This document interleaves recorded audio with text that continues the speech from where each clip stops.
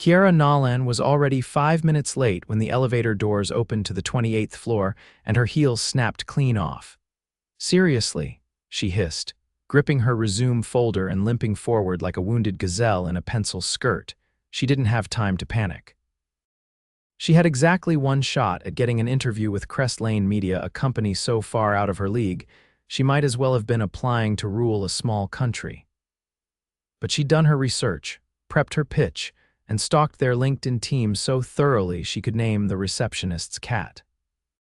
Except, there was no receptionist, just 3 glass doors, one of which was wide open. A man sat behind a sleek white desk, phone pressed to his ear, typing something fast on his laptop. He didn't look up, didn't even flinch as she stepped in. Kiera cleared her throat, balancing awkwardly on one good heel. "Hi, sorry to barge in. I'm here to drop this off for Mr. Carmichael's team. Internship application." The man lifted his head just slightly, sharp jawline, black button-up rolled to his elbows, and a face that belonged in a GQ spread. "I'll make sure it gets to the right hands," he said, his voice low, smooth, distractingly confident. "Thanks," she breathed, dropping the folder on his desk. "Sorry again, long story, broken heel. She pointed behind her like an idiot. He nodded once, like he was used to people scrambling, then he returned to his call. Kiera limped all the way back to the elevator, her face burning. She never saw the brass plate on the wall behind his desk. "Xavier Kade, CEO. Xavier Kade stared at the folder after she left. He hadn't caught her name, but he'd caught everything else. The way she tried to keep her chin up even as her ankle wobbled. The way she didn't fumble her words even while obviously embarrassed. The quiet confidence in her voice when she said the word pitch. Most interns came in desperate, over-eager. She walked in like she had something to offer. He opened the folder. Kiera Nolan, degree in media communications, freelance content creator, part-time barista. Her portfolio link was handwritten in the corner, no cover letter, just her resume, a 1-page pitch for a new podcast series, and a sticky note that read, "I think you're missing out on Gen Z, let me fix it." He read it twice, then he buzzed his assistant. "Get me everything we can find on a Kiera Nolan and move my 3 o'clock. Kiera was halfway through a caramel macchiato at the cafe she worked at when her phone rang. "Hi, this is Monica from CrestLane Media. Mr. Kade would like to meet with you tomorrow morning if you're available." Kiera blinked. "I'm Mr. Kade, are you sure?" "Yes, 10 sharp. He said to come straight to his office." She hung up and stared into the foam of her coffee like it would give her answers. She hadn't applied to speak to the CEO. She was aiming for an internship under their branding team.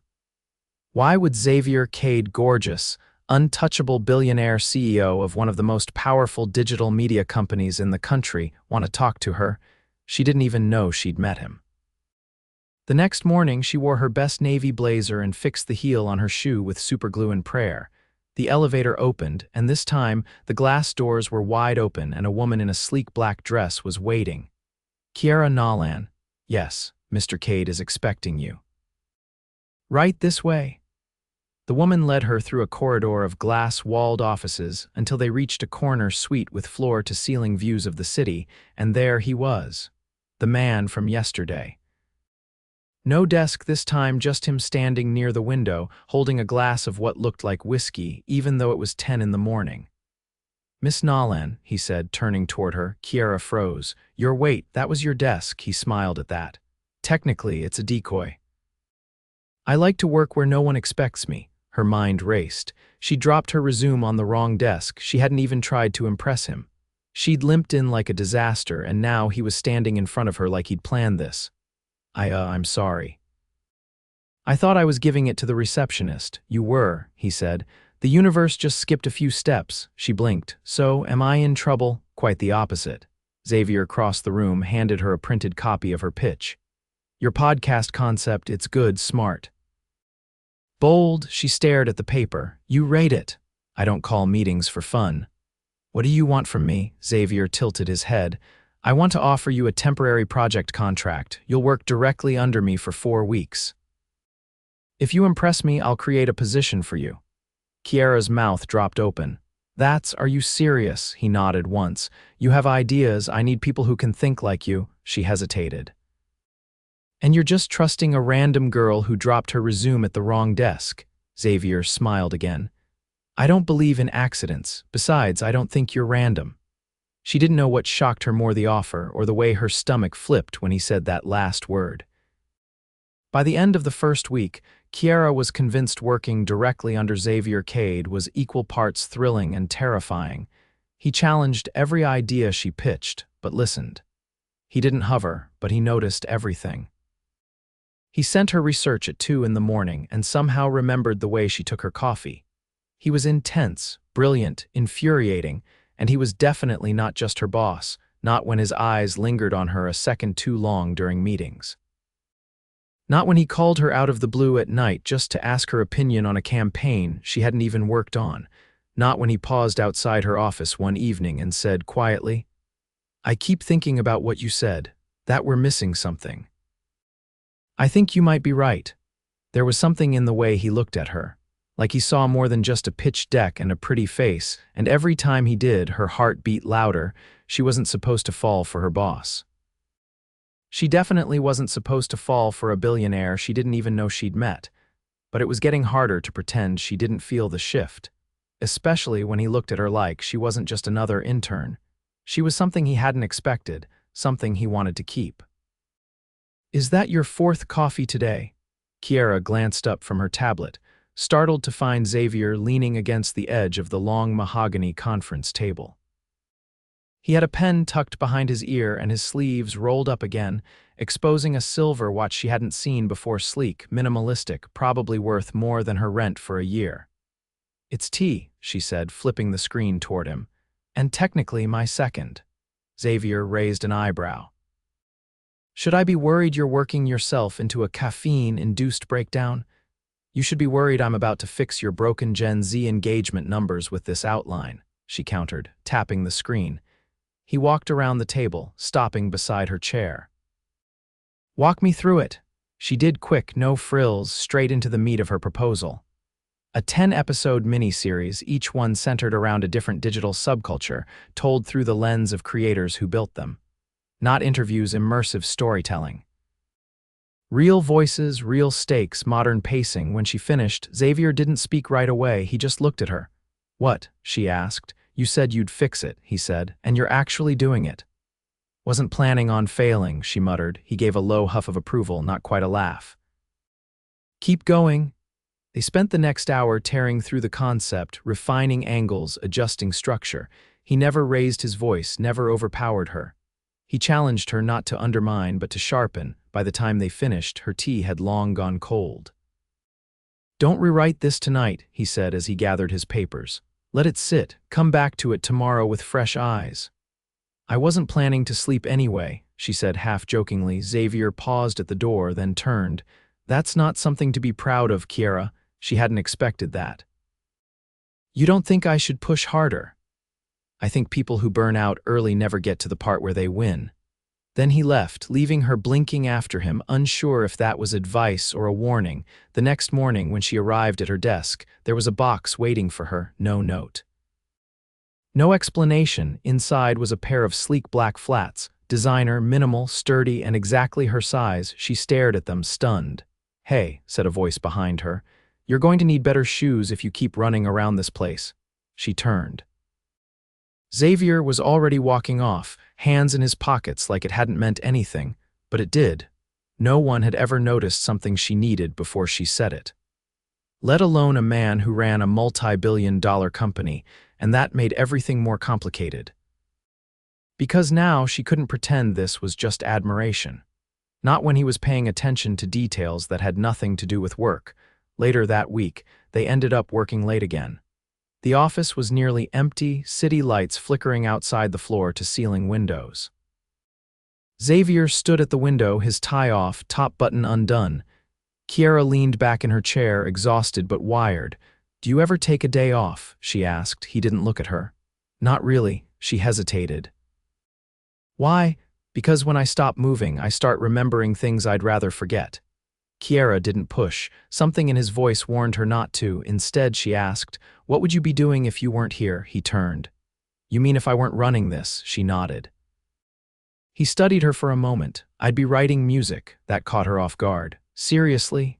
I studied classical piano for 12 years, he said. Could have gone to conservatory, but then my father died and this company became my responsibility. Kiera didn't know what to say to that. She hadn't expected a man like him to say something so personal, so quietly. You still play? Not in years. Why not? He looked at her then. Because the last time I played, I felt something, and I couldn't afford that back then. For a moment, the air between them changed. Not heavy, not awkward, just deeper. Kiera stood, gathering her things. You should play again. Xavier didn't respond, but he didn't look away from her either. The next morning, she found a voice memo in her inbox. No name, no subject. She clicked it. A piano, soft, slow, haunting. She listened in silence, heart caught somewhere between awe and confusion. It wasn't perfect, but it was beautiful, and it was definitely him. She pressed play again. That afternoon, Monica found her at her desk. Mr. Kade wants you to accompany him to the Lucent Gala tomorrow night. Kiera nearly dropped her tablet. I'm sorry, what? He's on the host committee. He said you're the only one from the project he wants there. She blinked. But I'm not. It wasn't a request. Kiera spent most of the night panicking, not about the event, though it was black tie and terrifying, but about what it meant. She wasn't a strategist. She wasn't a department head. She wasn't even technically on payroll, and yet he wanted her there. When she finally stepped into the penthouse suite of the Lucent Hotel the next evening, her dress borrowed from a friend and her stomach in knots, Xavier was already waiting. He looked over when she entered, and for a second the room seemed to still. You clean up well, he said. I borrowed it, she replied, voice tight. Doesn't matter, he said, offering his arm. You wear it like you own it. The gala was a glittering blur of champagne, music, and whispered conversations. Xavier introduced her to no one as an assistant. He didn't explain her presence. He simply kept her close, his hand at the small of her back when they moved through the crowd. At one point, a woman in a shimmering silver dress leaned in too close, her voice syrupy. New acquisition, Xavier. Kiera stiffened, but Xavier's response was immediate. She's not for sale. Later, when the lights dimmed and the speeches began, Kiera leaned toward him. Why did you bring me? His eyes stayed on the stage. Because I wanted you to see the world you're about to conquer. She couldn't breathe. And she couldn't stop wondering what he meant by you, and whether he meant it as just her or something more. Because in that moment, standing beside a man everyone else feared and admired, Kiera realized something terrifyingly clear. She was already falling. And she wasn't sure Xavier Kade would catch her. Kiera didn't expect to see him at the coffee truck the next morning. She was standing in line, still half asleep, running through edits in her mind when a familiar voice ordered behind her, double espresso. No sugar. She turned, startled. You follow interns now? Xavier didn't flinch. I follow good coffee. This truck's the only one in a 5-block radius that doesn't burn the beans. I didn't peg you for a street coffee kind of guy, she said, eyeing the sleek dark coat he wore, collar turned up against the wind. You seem more. Imported roast in crystal mug. I'm unpredictable, he replied. You'll learn that, she raised an eyebrow. Is that a threat or a challenge? Depends on how you handle pressure. He stepped forward as the barista handed him the espresso. Then, without missing a beat, he added, and yours is on me. Kiera blinked. Why? Because I'm not entirely heartless, and because you're about to have your worst day yet. He was already walking away before she could ask what he meant. She found out an hour later. The campaign they'd been building around her concept had been greenlit, but under a different department head. The credit was being redirected, the team reshuffled, and her position on the project downgraded to consultant, which in corporate terms meant out of decision-making range. She stared at the internal memo, her pulse spiking. She hadn't fought for this idea just to be benched.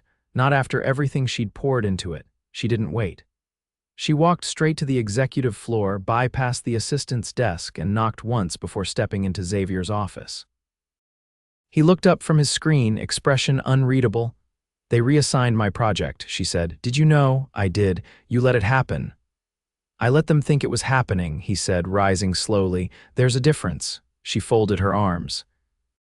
You're going to have to explain that. I needed to see how you'd react, whether you'd cave or fight. What kind of test is that? The kind that determines who belongs in the room when decisions are made. Her jaw tightened. I didn't come here to play games. And I didn't bring you here to be safe, he said.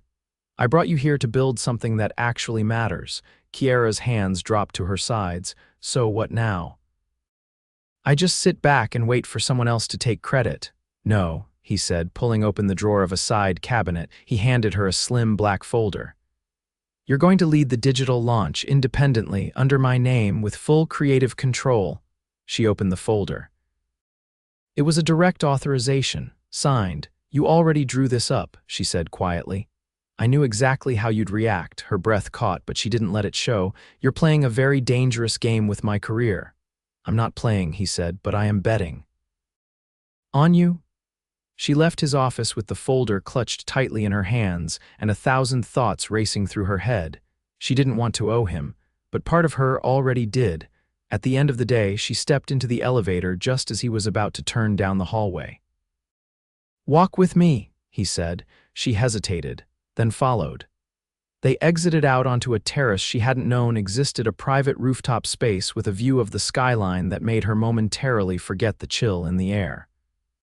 I come here when I need to remember why I'm doing this, he said, resting his hands on the stone ledge. Doing what? Running this company, building things, making decisions people hate. Kiera stepped beside him. And do you remember? Sometimes, he said. And sometimes I wonder if I made the wrong trade. She looked at him. What did you give up? He didn't answer right away. A life that wasn't built around power. Kiera studied the hard lines of his expression. Do you regret it? I regret how easily I became good at it. They stood in silence for a moment, the city pulsing below them. Then she asked the question that had been needling at her since the gala. Why me? He turned sharply. What do you mean you could have picked anyone? There are people with more experience, more connections, but you chose me. Xavier looked at her, and for the first time his voice held something different, not command, not calculation. Because I saw you walk into a room you weren't supposed to be in, and you didn't flinch. Because you think differently, and because you don't need to prove you belong, you already do. Her chest tightened. She didn't know what to say to that. He glanced down at her hand. You're shaking. I'm not, she lied. You're freezing, he said, shrugging off his coat and draping it over her shoulders in one fluid motion. She should have refused, but it was warm, and it smelled like cedar and something darker, something expensive and quiet. I'm not sure this is appropriate, she said, not meeting his eyes. I'm not asking for appropriate, Xavier said. I'm asking for honest. She turned toward him. You want honesty? Yes. I don't know how to do this. I don't know how to be around you and pretend it's just work. He stepped closer. Then don't pretend, her breath caught. He didn't touch her, didn't move beyond that single step, but the air between them shifted, not with tension but with permission. I can't afford to be reckless, she whispered. And I can't afford to let you go, he said. She closed her eyes for half a second. Then pulled away gently, handing him back the coat.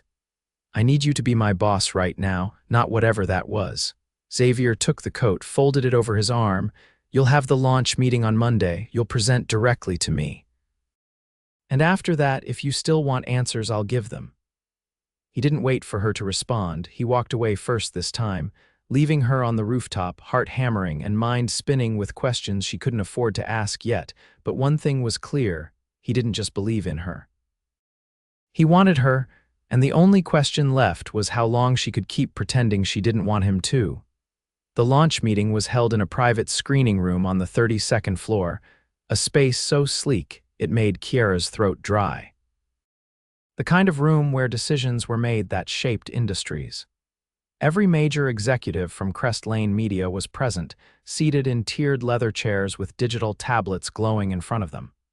But all Kiera could see was Xavier, seated dead center, his gaze unreadable. She didn't stumble. She didn't pause. For 49 minutes, she walked them through every layer of the strategy, every data-backed choice, every creator she'd already recruited. She presented not with hesitation, but precision backed by weeks of sleepless nights and sharpened instincts. When she finished, she didn't glance at Xavier. She looked straight into the eyes of the man who had tried to reassign her project. Questions. There weren't any, just a few quiet nods, and then a slow clap from Xavier alone. "Effective immediately," he said, rising from his seat. "This campaign will launch under our flagship digital division led by Miss Nolan. Any objections?" No one raised a hand. As the room cleared, Xavier stayed seated. Kiera lingered by the door, pulse still pounding. She didn't expect him to speak, but he did. "You didn't flinch once." "I didn't have the luxury." He stood, walking toward her. "No, but you owned the room anyway." "That's what you wanted, right?" she asked. "To see if I could handle the pressure?" "No," he said. "I wanted to see if you'd take it and make it yours." She opened her mouth to respond, but he cut her off quietly. "I'm not going to keep pretending this is just professional." Kiera's heart thudded once hard. "I told myself I'd wait until after the launch," he continued. "But I'm not interested in distance anymore, or pretending I don't think about you every time I walk into that office." "Xavier," she started, but he held up a hand. "I know," he said. "It's complicated, messy, but not impossible." She didn't speak, couldn't. "I've spent years building walls around everything," he said, "but you walked in and made it impossible to keep them up." Kiera stared at him. "I don't want to lose what I've built here." "You won't," he said, "because I'm not asking you to give anything up. I'm asking you to let something start." She stepped closer. "How do I know this isn't just adrenaline, that this won't fade the minute the campaign is over?" He looked at her like she'd just asked a question he'd been waiting for. "Because I've had adrenaline before." "But I've never had you." Her stomach twisted, and for the first time she let herself admit the truth. She didn't want distance either, she wanted him. In all his impossible, frustrating, brilliant intensity, she reached out, fingers brushing his. "This doesn't work unless we're equals," she said. "I wouldn't want it any other way." Later that week, after the campaign went live and the numbers began flooding in millions of views, hundreds of features, a viral storm of engagement, Kiera sat across from Xavier in a quiet corner of a rooftop restaurant he'd reserved privately. "I don't understand men like you," she said, sipping from a glass of wine that probably cost more than her couch. "That's because there are no men like me," he said, not bragging, just stating a fact. "And yet you're here," she said. "With me, in a dress I borrowed again. At a table I never could have afforded." He leaned forward. "That's where you're wrong. I'm not rich, Xavier. You're wealthy in ways this city doesn't even understand yet," he said, "and I want to be the man who helps the world see that." The waiter arrived with a velvet box on a silver tray. "I didn't order anything else," she said. "I did," Xavier replied, lifting the box and placing it in front of her. "Open it." Inside was a key, sleek, metallic, set against black satin. "A key?" she asked. "To the apartment on the top floor of the building you already work in," he said. "It's yours as long as you want it." She stared at him. "Xavier, it's not about money," he said. "It's about building something with you. The campaign, the vision, all of it, none of it means anything if it doesn't lead to this." She looked at the key, then at him.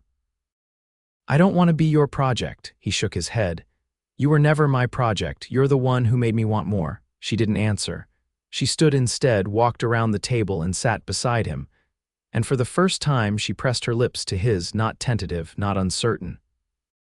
A choice. When she pulled back, her voice was steady. "Then let's build it together." Weeks later, Kiera stepped out of the elevator and into the apartment Xavier had given her the key to, but it wasn't empty. The walls had been painted. The furniture had changed. And on the far side of the room, a grand piano sat beside the window. Xavier stood behind it, his fingers resting on the keys. "You remembered," she said softly. "I never forgot," he replied. He pulled her close, and this time there was no distance to close, no tension left to break.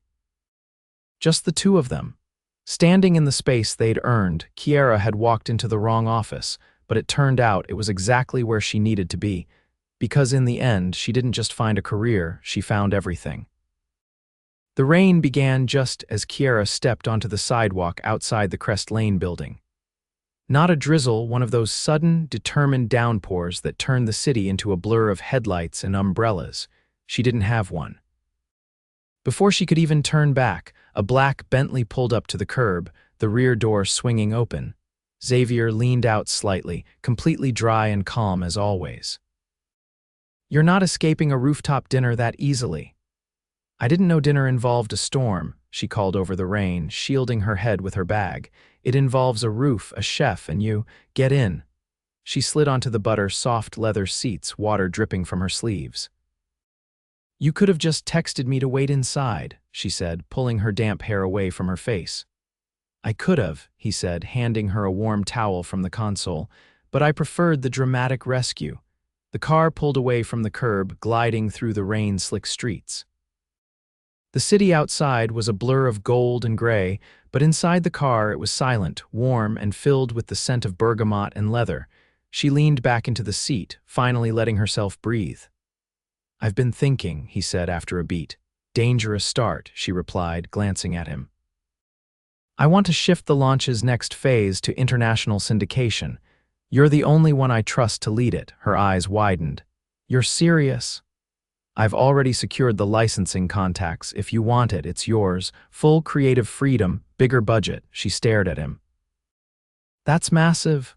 "So was your idea. It deserves reach." She hesitated. "This would mean moving faster than I'd planned." He turned toward her. "You said you didn't come here to play safe." Kiera didn't answer right away. She stared out at the city, then looked back at him. "Then let's expand it." "I'll lead it." "I was hoping you'd say that," he said, voice lower now. "But there's something else." The car pulled up in front of a building she didn't recognize, sleek glass, but older than the others around it. He stepped out and held the door for her, offering his hand as she exited into the soft glow of the awning lights. "Where are we?" she asked. "You'll see." Inside was quiet, not a restaurant, not a hotel. A private space, open beams, high ceilings, and a baby grand piano sitting in the center of the room, surrounded by tall glass windows that overlooked the city skyline. "You bought a studio?" she asked, walking further inside. "I restored one," he corrected. "It used to be a recording space in the 70s. Fell into disuse. I've been working on it in secret." She turned slowly, absorbing the space. "Why show me now?" "Because this was mine before the company, before the suits and the board meetings. And I want to share it with the person who reminded me I'm allowed to want things that don't have a dollar sign attached." Kiera's throat tightened. "You're getting sentimental." "No," he said, walking to the piano. "I'm getting honest." He sat, lifted the cover, and let his fingers drift over the keys. The melody that filled the room was softer than the one she'd heard before, more certain. It was intimate, unguarded. When he finished, he looked up at her. "I played that the day you walked into my office." She stepped closer. "That wasn't your office, it is now. I changed the nameplate." She laughed, then went quiet, watching him. "I want more than this," he said quietly. "More than late dinners and hidden glances. I want something real." "With you," Kiera swallowed. "I never expected this, any of it." "I didn't either," he replied. "But now that it's here, I don't want to waste a second pretending it's temporary." He stood, walked to her, and took her hand. "I've built empires. But this is the first thing that's ever made me feel like I'm building a life." Her voice cracked as she whispered, "I love you." He kissed her, then slow, certain, anchored in everything they'd fought through to get here. "I love you too," he said against her lips. "And I'm not going anywhere." Months passed like pages in a fast-turning book. The international launch shattered records. Kiera was offered a permanent executive role under Xavier, but she countered she wanted her own division. He gave it to her in full, no conditions. They traveled. She spoke at conferences in London and Tokyo. He joined her in Lisbon, where they signed a distribution deal on a rooftop under string lights and sea breeze. Some nights, they returned to the studio, just the two of them, where he played and she wrote, a space that belonged to them alone. And then, on a crisp fall evening, Xavier took her back to the same rooftop where they'd first stood in silence overlooking the city. But this time, there were candles and music, and a ring. He didn't kneel, he didn't need to. "I want forever," he said. "Not just because I love you, but because I respect you, because you challenge me, ground me, and remind me who I used to be and who I still want to become."